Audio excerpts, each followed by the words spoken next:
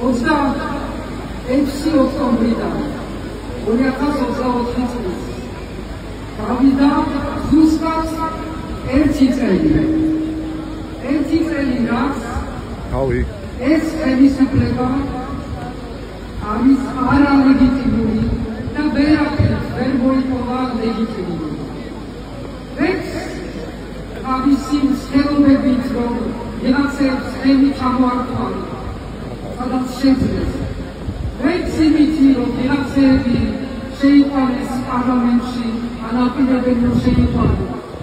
ვერაფერი ვეღარ უშველებს ამ რეჟიმს, რომელმაც დაამკვიდრა თავისი არალეგიტიმურობა, როცა ჩაატარა რუსული არჩევნების სცენარი. ეს ერთი წელი გავიდა ერთი რუსული სცენარიდან მეორე რუსული სცენარიდან. 4 ოქტომბერს ხადა რეჟიმმა რომ შეეწყვეტინა ხალხი იმ რაღაც აბსურდულ სცენარში, რომელიც მხოლოდ რუსულ სპეცსამსახურების პირში შეიძლება იყო მოხარშვა. მაგრამ ქართული ხალხი ბრძენია ყველაფერ არის ეს დათვალიერება. ქართულმა ხალხმა იცის, როგორ უნდა მიიყვანოს ეს ერთწლიანი ბრძოლა ბოლომდე. და გამოჩნდა ერთი წლის მანძილზე. გამოჩნდა, რომ საზოგადოების ქართული ხალხის მხარეს არის რა? პირველ რიგში სოლიდარობა. არ ნახული სოლიდარობა. საკმარისი არის ნახოთ რა სისხლით რომდება დახმარება ძალებისთვის, რომ არავინ არ დარჩეს გაუცვლელი ამ უსამართლობის წინაშე. საკმარისი არის რომ ნახოთ, როგორ ყოველივე სასამართლოზე არიან ადამიანები, რომლებიც იქ გამიდიან, არავის არ ტოვებენ მარტო. სამაგიეროდ ამ რეჟიმის წარმომადგენლები, როცა არიან ციხისპირს და სასამართლოზე, ძალიან მარტონი არიან. არავინ მახვერდით არ დგება. არავინ მათ არ უცხადებს სოლიდარობას, თუნდაც ფეისბუქის პოსტებით. მარტონი არიან. და საზოგადოების მხარეს არის სოლიდარობა. არის თანამგზნობა, რომელიც რეჟიმმა გამოაცხადა და როგორც არ არის გაგვიგვი. გულოვანი თანამგზნობა უწევს. მაგრამ ხალხში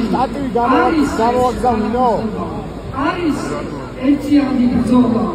არის ახლა გახსენდა ის ჟურნალისტები, რომლებიც ბოლომდე იბრძვიან დიდი საფრთხეების წინაშე და დღეს არიან ციხეში, დაწყებული მზიამაღლობელი, მაგრამ მზიამაღლობელი ყველა ჩვენი ჟურნალისტების სახელით გავიდა საზღვრების იქით და დაჯილდოვდა როგორც სიმბოლო საქართველოსი და საქართველოს ხალხის ბრძოლის. არ მხოლოდ ჟურნალისტები, არიან ის ადვოკატები და იურისტები, რომლებიც ერთი წლის მანძილზე სრულიად ემსახურებიან იმ ადამიანებს, რომლებიც უსამართლობის სპექტრი არიან დღეს. ეს არის ძალა ამ საზოგადოების, ეს არის ძალა საქართველოს.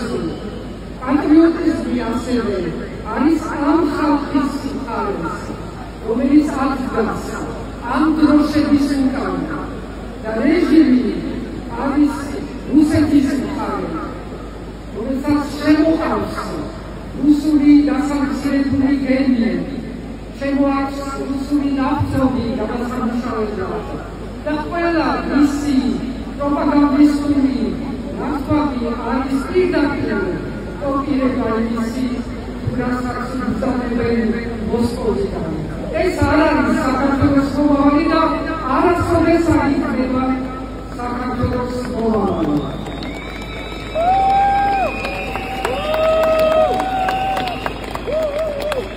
და ეს თავარი განსხვავება სწორედ ქართველი ხალხის და ამ უცხო რეჟიმის შორის არის უკვე იმის თუ სად არის გამარჯვება. ერთი წლის თავზე ყველაფერი გაშიშვლდა.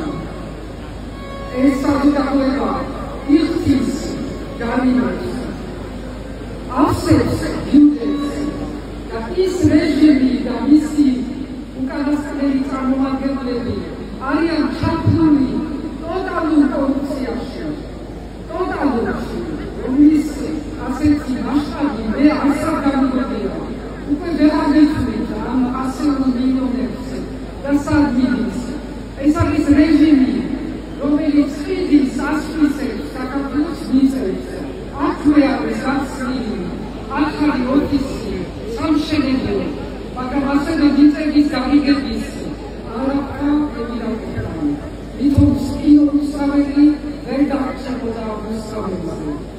ეს არის ამ რეჟიმის კმენებელი და ამიტომ ამ რეჟიმმა უკვე წააგო, უკვე აღარ აქვს არანაირი საფუძველი, რომ გააგრძელოს მისი დღეები დაცვლილია და ჩვენ ვალდებულნი ვართ, რომ კიდევ ცოტა, კიდევ გავუძღოთ. მე მინდა უცხრა პოლიტპარტიების მშობლებს, რომ ემესის, რომ მე როცა ვამბობ, რომ კიდევ ცოტა გავუძღოთ, ეს არ არის მარტივი სიტყვები. მე ამას რომ ვამბობ, ეს არ არის მარტივი სიტყვები იმ აქტივისტებისთვის, რომლებიც ყოველდღე აღდგამდა და ყოველდღე იღებენ თავიანთ თავზე ამბოზარობის უწყებობას. მაგრამ მე ვიცი, რომ არაფერი ამისოდეს არ არის ადვილი, როცა ლაპარაკი არის იმაზე, რომ ეს ქვეყანა გადავარჩინოთ, ეს ქვეყანა არ გაუძღოთ რუსეთს და რუსებს, თუნდაც გადახსნილი ქართული ტანსაცმელში. ეს არის აქა უკვე არის ჩვენი გამარჯვება და კიდევ ცოტა გაუძლოს ებაბულა და კიდევ მალე იქნება ნამდვილი ბოლომდე გამარჯვება, ახალი არჩევნები, ახალი საზოგადოება, ახალი პოლიტიკა.